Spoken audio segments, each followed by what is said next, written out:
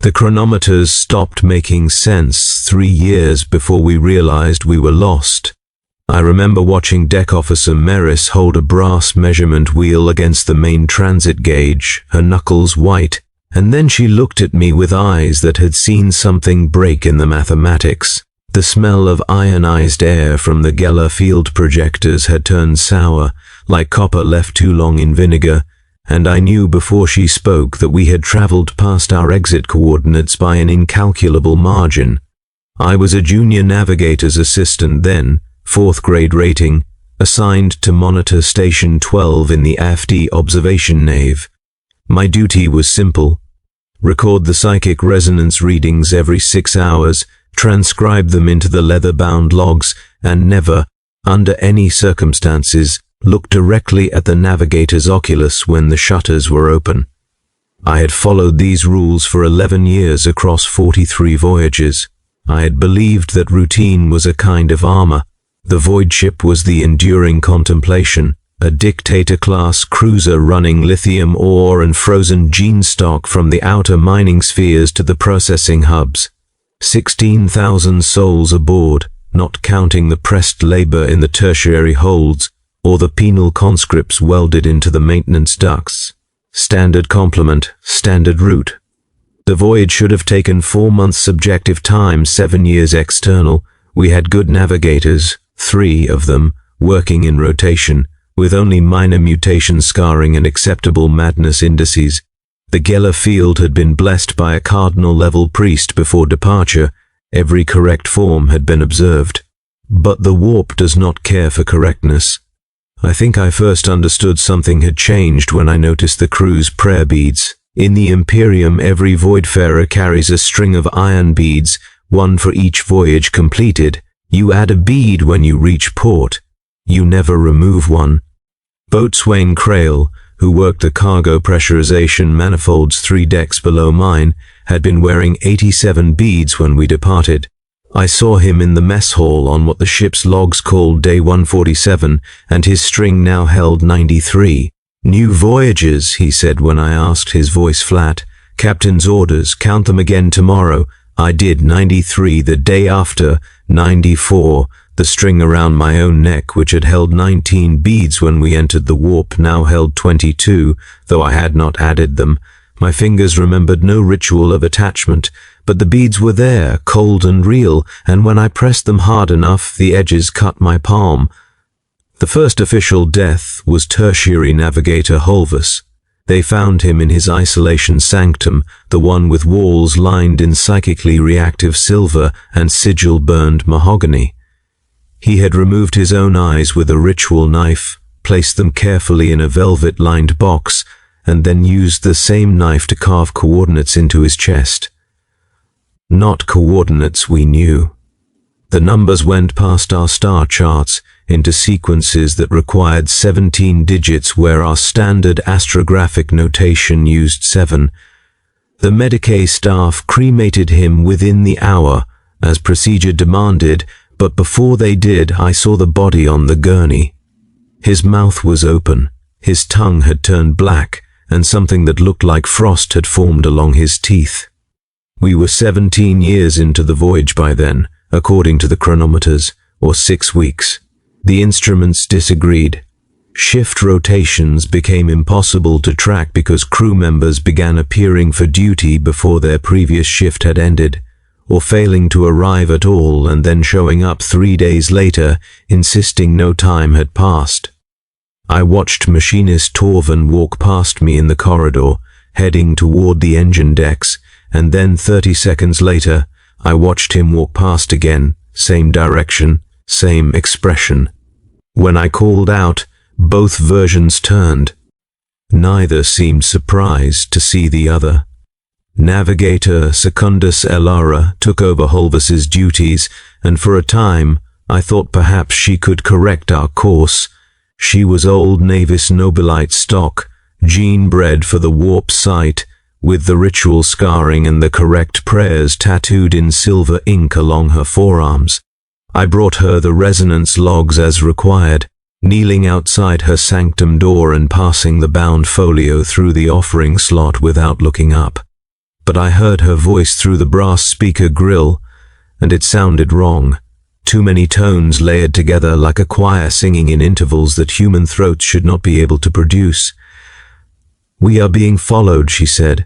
"No, not followed. We are following ourselves. Do you understand, assistant? The ship's wake in the immaterium is looping. We pass through our own psychic exhaust. It is accumulating."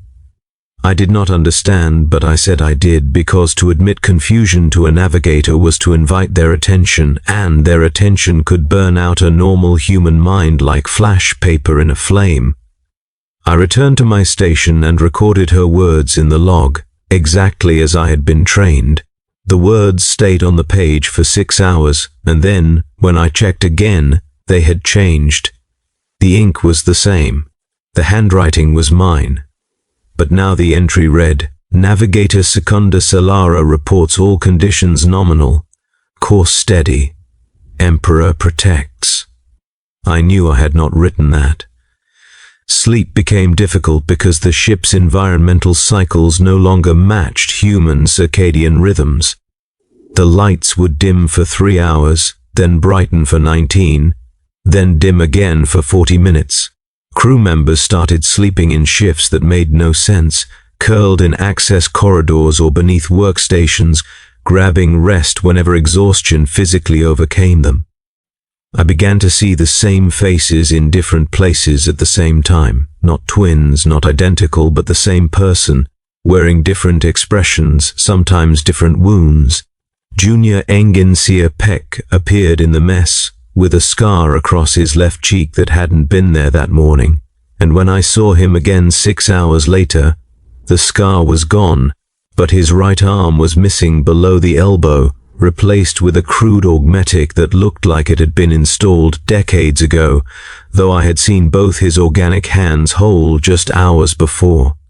The smell from the Geller projectors grew worse. It was not just ionized air anymore. There was something underneath it, something biological and wrong, like meat left in a warm room until the proteins began to break down into simpler, more honest molecules.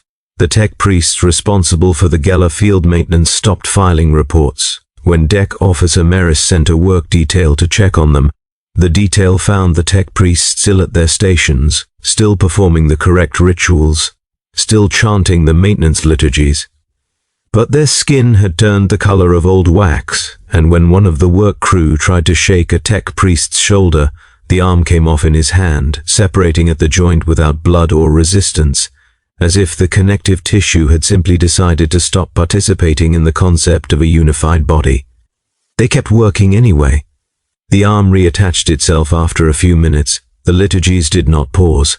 I began to notice inconsistencies in the crew roster. Names appeared that I did not remember from the departure manifest. Ratings and specialists whose faces I had never seen, but who had duty logs going back months. I checked the central personnel files in the Administratum archive deck, and there they were, complete service records, stamped and certified. But I knew they had not been aboard when we left port. I knew it the way you know your own name, the way you know the difference between waking and dreaming. Except I was no longer sure I knew that difference. The second navigator, Elara, lasted 19 months after Holvus died, or perhaps it was 19 hours. The chronometers had given up entirely by then, just spinning their hands in slow, irregular patterns that followed no mechanical logic. When she died, she was found in the observation dome, the great armored blister of transparent ceramite that let navigators perceive the warp directly. She had removed all her clothing and used her own blood to paint symbols across the dome's interior surface, symbols that I was told, by whom I cannot remember, were star charts. But they were not charts of any stars that existed in our galaxy. The angles were wrong, the distances required too much space. They sealed the observation dome without cleaning it. The blood stayed on the glass, and from certain angles, in certain lights, I swear the symbols moved, reconfiguring themselves into new patterns. I stopped walking past that section of the ship. Most of us did. But sometimes, on the edge of sleep, I would dream I was standing inside the dome, looking out, and the warp outside was not the roiling chaos of standard immaterium transit. It was organized, structured, a vast geometry of impossible angles and spaces that folded through dimensions human minds were not shaped to perceive, and in the center of that geometry, something that might have been a star, or an eye, or a mouth, watching our ship with an attention that felt like gravity, pulling us inward. Primary Navigator Koros was the last. He was the eldest, 207 years old, more augmetic than flesh, with a direct neural interface to the ship's warp drive, and a service record that dated back to crusades I had only read about in historical texts. If anyone could save us, we believed it would be him. I delivered the resonance logs to his sanctum every 6 hours, as I had always done, and each time I heard him murmuring through the speaker grill, talking to himself or perhaps to something else. His words were fragments, pieces of liturgies and mathematical formulas, and sometimes just sounds, phonemes strung together in rhythms that made my teeth ache. On the day he called me inside, the first and only time a navigator had ever directly summoned me into their sanctum, I knew we were lost beyond recovery. His chamber was circular, 30 feet in diameter, walls covered in brass instruments and cogitator banks and illuminated manuscripts bound in human skin. The air was hot, nearly 40 degrees Celsius, and it tasted like salt and metal. Navigator Koros sat in a throne-like chair at the room's center, surrounded by hololith projections of astrographic data that flickered and distorted, showing star fields that shifted too quickly, constellations that rearranged themselves every few seconds. He was naked except for the cables plugged into his spine and the silver circlet that covered the third eye socket in his forehead. His skin had turned almost translucent, showing the blue-green network of veins and the darker shapes of organs beneath. "Do you know what we are now, Assistant?" he asked. His voice was his own, but layered underneath it were other voices, dozens of them, speaking in unison but slightly out of phase, creating a sound like a crowd whispering in a cathedral. "We are a ghost, a ship that missed its exit and has been falling through the warp ever since, falling and falling, and the warp does not forget, it does not release. Every moment we travel, we create echoes, and those echoes create echoes. And now we are sailing through a sea of our own reflections, and they are all real, and none of them are real, and we cannot tell the difference anymore." I wanted to ask how long we had been falling. I wanted to ask if there was any possibility of return, any chance of finding our way back to real space, to the Imperium, to a place where time moved forward and bodies stayed whole, and the same person did not occupy 3 different spaces simultaneously. But before I could speak, Navigator Koros leaned forward, and the circlet over his third eye fell away, and I saw what was underneath. It was not an eye, or it was, but not any kind of eye that belonged in a human skull. It was vast somehow, too large for the space it occupied, a depth and complexity that seemed to extend backward into distances that could not fit inside the navigator's head. The iris was the color of the warp itself, that sick purple blue-green that has no name in any human language, and it saw me. Not my body, not my face, but me, the part that existed beneath and behind the flesh, the part that was awareness and memory, and the specific pattern of thought that made me distinct from all other patterns. It saw that, and it understood it, and I felt something inside myself begin to unravel, like thread being pulled from a tapestry. "We have been traveling for 68 years, Navigator Koros said, and his third eye did not blink, or 68 seconds. The ship's chronometers are recording both as true. The crew has lived 17 lifetimes and none at all. 312 members of the crew have died and been reborn from the ship's biomass recyclers using their own corpses as raw material. The Geller field is holding, but it is also failing. We are protected from the warp, and we are also drowning in it. Both states are real. Both are happening. Do you understand? I said yes, because my throat produced the sound without consulting me. Good, he said. Then you will understand this. We are never leaving. The ship has become something the warp wants to keep. We are a curiosity, a toy, a mistake that has become interesting. And it will play with us until we are no longer amusing, and then it will forget us, and we will dissolve into the underlying chaos from which all things emerge and to which all things return. But until that moment, and that moment may be 1 billion years from now, or it may have already happened, or it may occur in the next breath, we will continue, we will sail, we will perform our duties, because that is what we were created to do. He closed his third eye, and the circlet snapped back into place, and I was dismissed without further words. I returned to my station.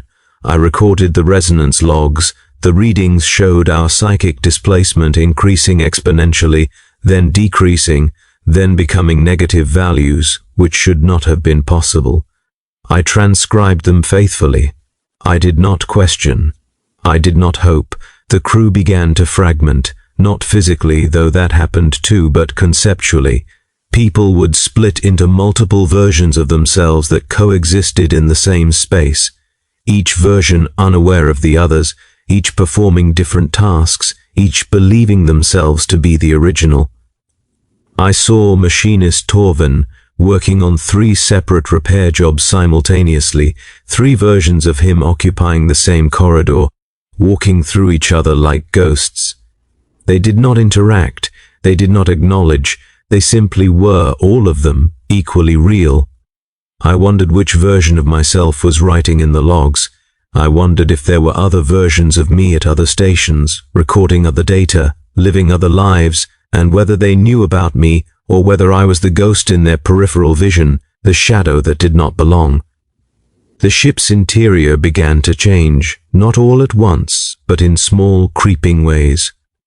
Corridors that had been straight developed curves. Bulkheads that had been steel turned to something that looked like stone but felt like meat when you touched it. Deck plates became uneven, dipping and rising in gentle swells, as if the ship were breathing.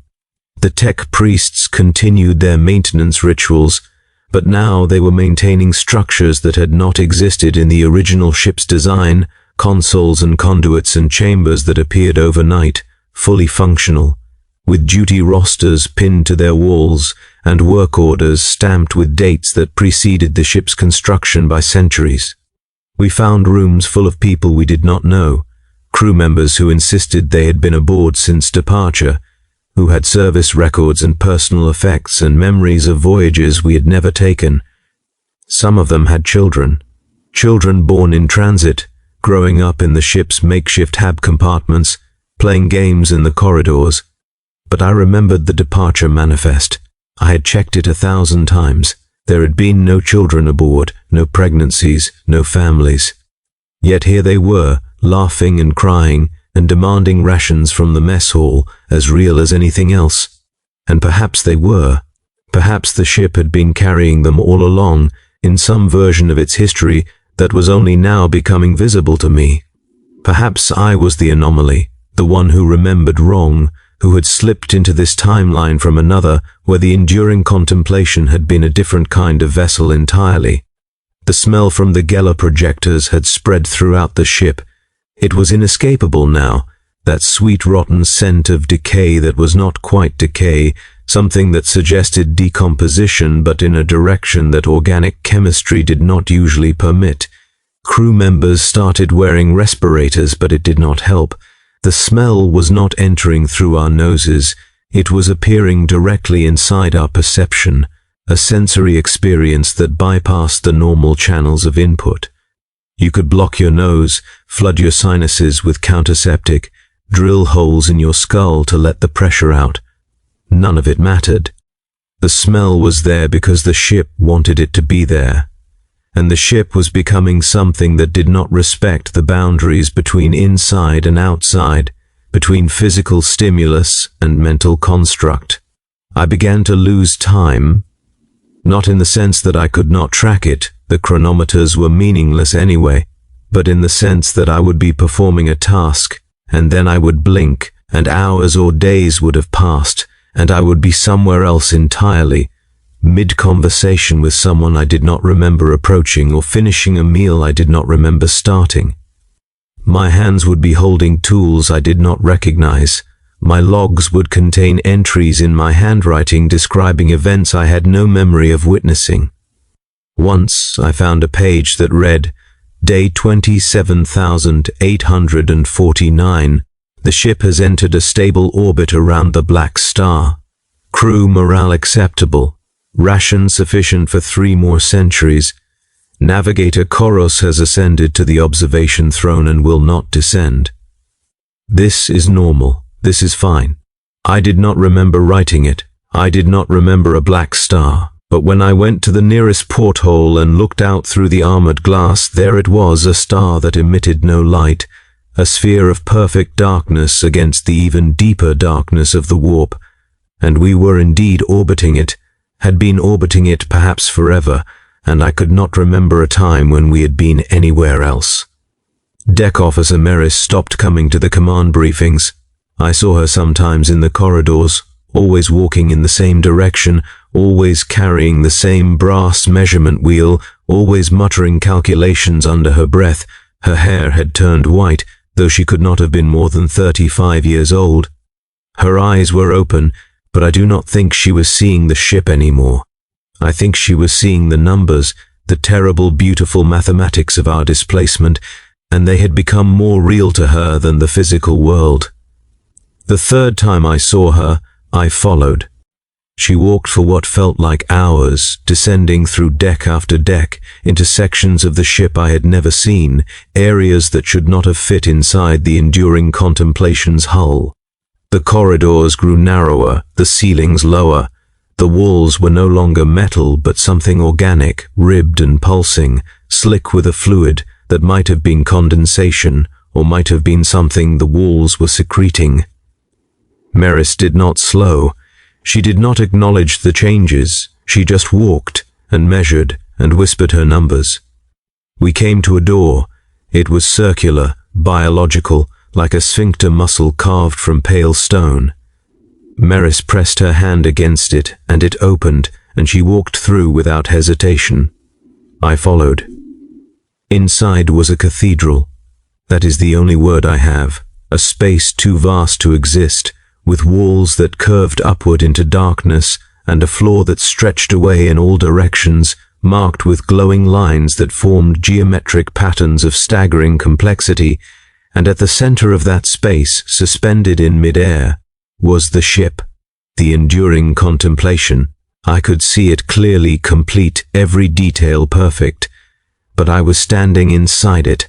I was looking at it from outside while simultaneously being inside it, and both perspectives were equally true, and my mind tried to reconcile them and failed, and I felt something in my head make a small, wet, tearing sound. Meris stood at the edge of the platform, looking up at the ship within the ship. "We are the dream of a dead god," she said. Her voice was calm, factual, the tone she used when reporting sensor data.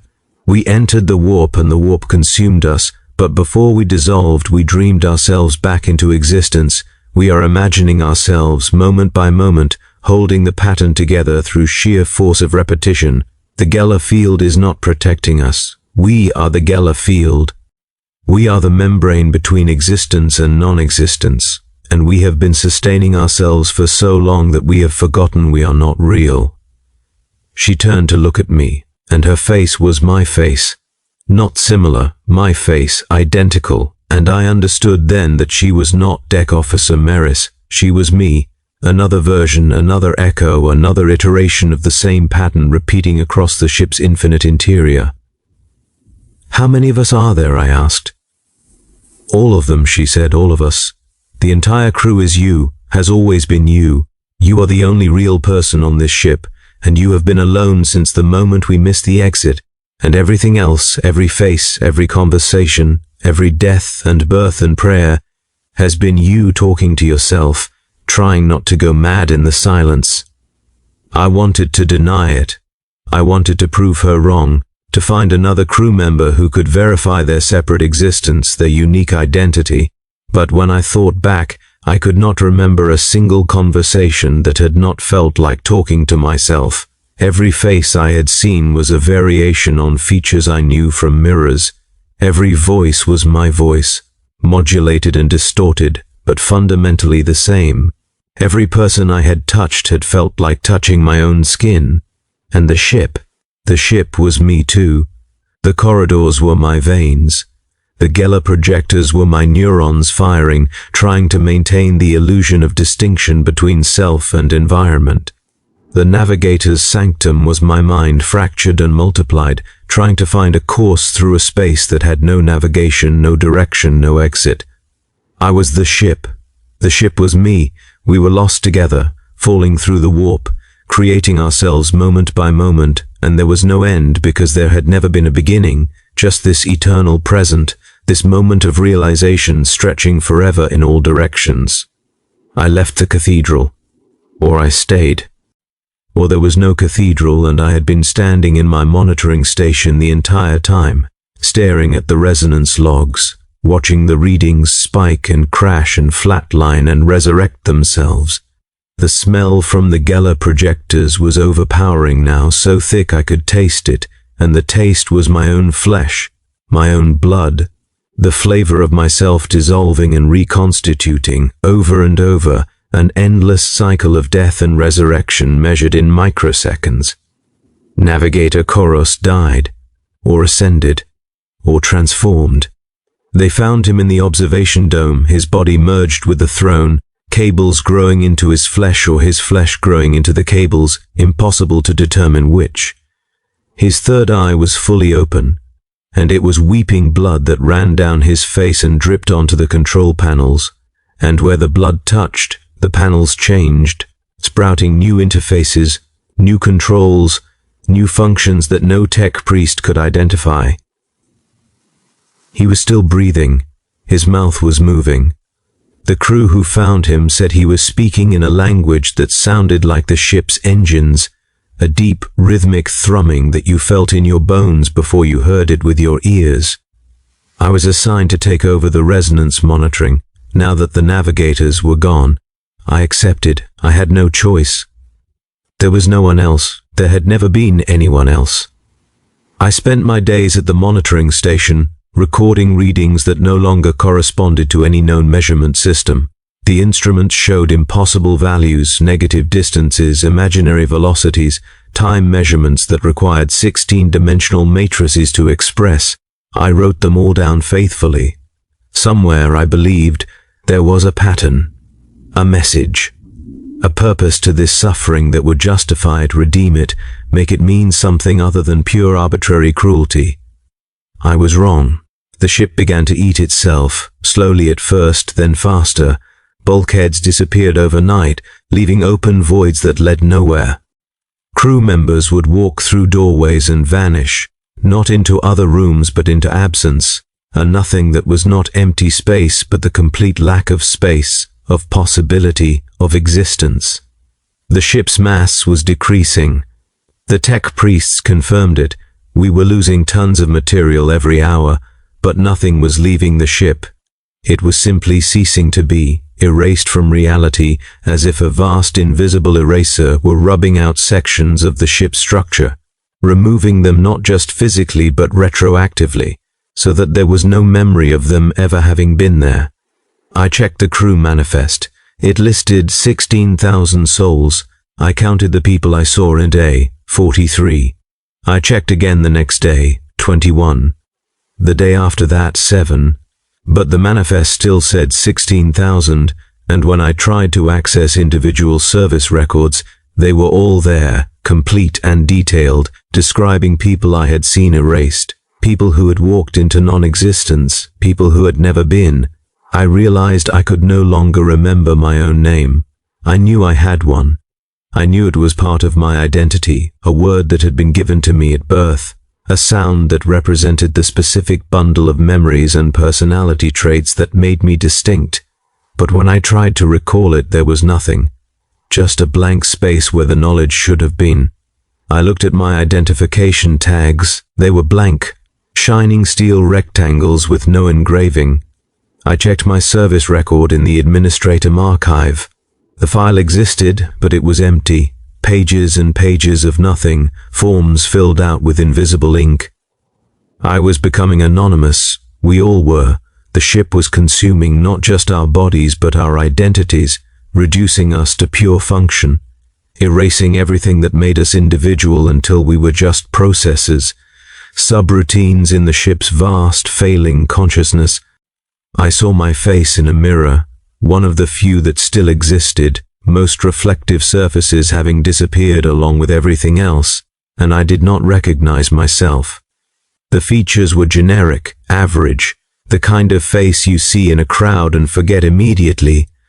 I had no distinguishing marks, no scars, no asymmetries, no evidence that I had lived any particular life or experienced any particular events. I was a template, a placeholder, a blank form waiting to be filled in, but no one was filling it in because there was no one left to do the filling. The ship's engines changed pitch. It was subtle at first, a shift in the underlying vibration that you felt through the deck plates, a frequency alteration that made your teeth resonate differently. But it grew more pronounced over the following days or years or seconds. Time had no meaning anymore, until the sound was no longer the familiar multi-tonal roar of warp drives under thrust, but something else entirely, something that sounded like singing.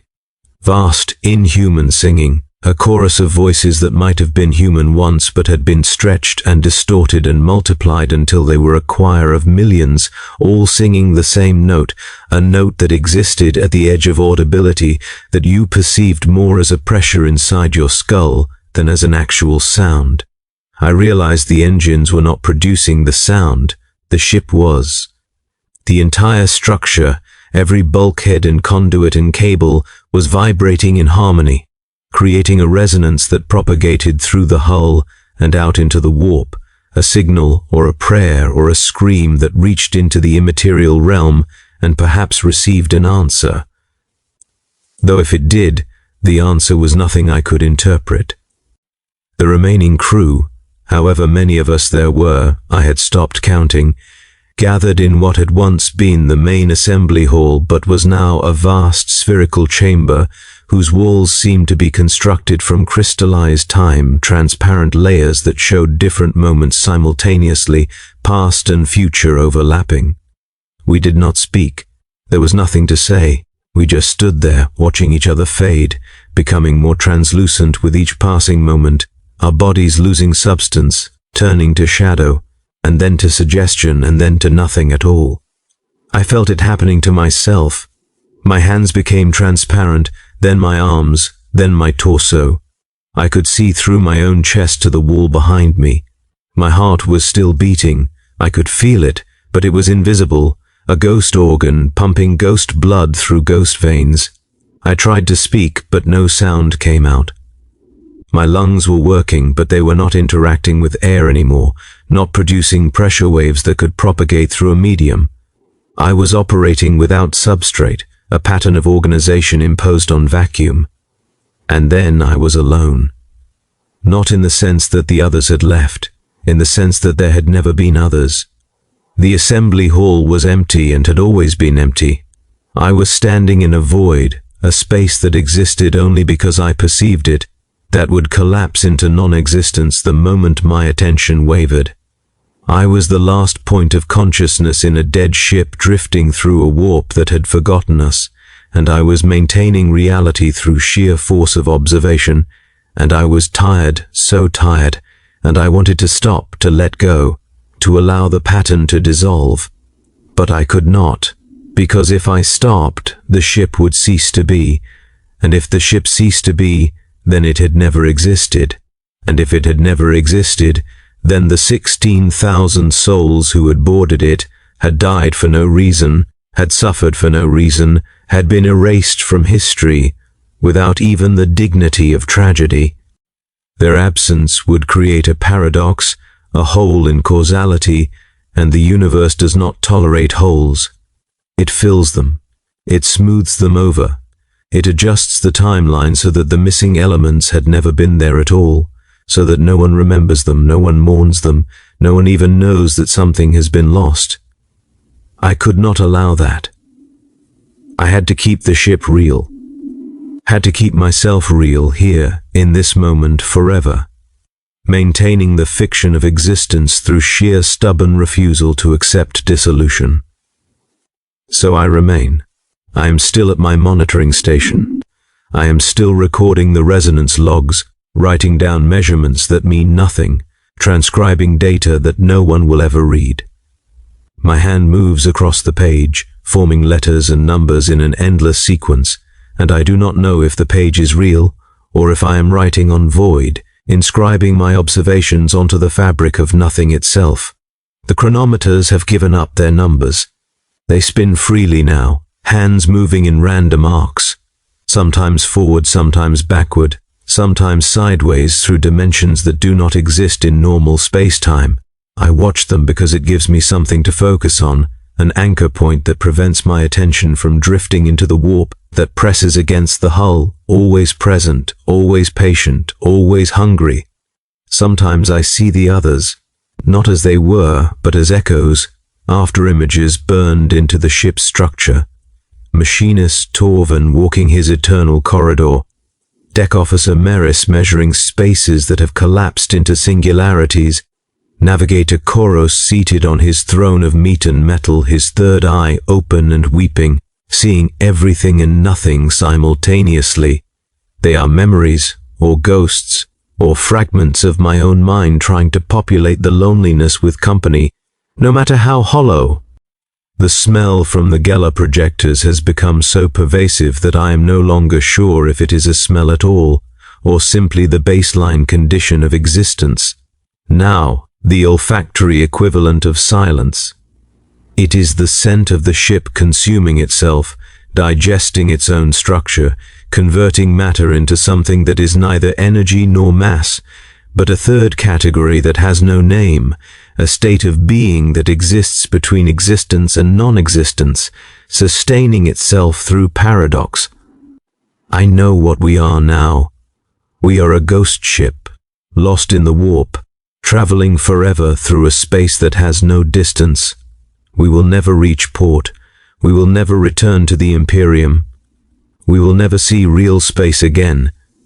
We missed our exit 68 years or 68 seconds ago, and that mistake has become our eternity, a single moment of error stretched across infinite time, and we are trapped in it, living and reliving the same fall, the same dissolution, the same slow transformation from matter into memory.